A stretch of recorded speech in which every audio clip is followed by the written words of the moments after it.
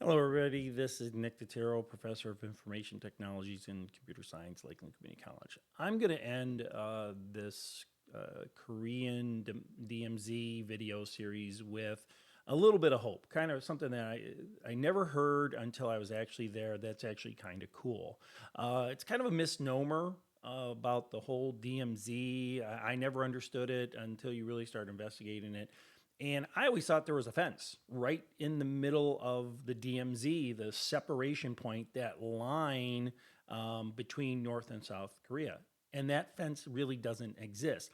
There is a line, and then 2.4 kilometers north and 2.4 kilometers south of that line, that's the DMZ. And then once you get to that, beyond that 2.4 kilometers, then you get the barbed wire fences, right? So the actual path, that 2.5 mile wide path crossing Korea, has not been touched by human hands in 70 years.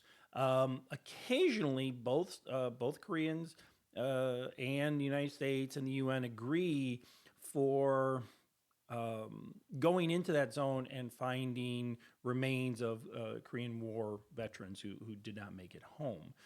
It's very interesting. We hear in the news all about North Korea and some of the really interesting things they do. But when it comes to finding remains, both Koreas are in sync with each other. They often will cross borders, planned, obviously, or go into that DMZ very controlled to find the remains. But in reality, that 2.5 mile strip that is just cutting across Korea, it's beautiful. It's absolutely beautiful. It's turned into a nature reserve. There are plants and animals that they thought were going to go extinct that have been sighted inside that DMZ. It's incredible. They have pictures and other methods of determining what animals are there. They suspect there are tigers, Korean Siberian tigers could be in there, that they believe left the peninsula hundreds of years ago or something like that. But there's documentation that they believe there's tigers there. There's documentation they believe there are bears there. So it's very interesting. I think it's very interesting. Here is the most heavily fortified border in the world. And yes, after you get past that zone, there are millions of landmines and there's artillery and there's military and stuff like that. But in that 2.5 mile zone, 2.4 kilometers going north, 2.4 kilometers going south, from that middle line, no fence in that middle line, it has turned into an incredible nature reserve.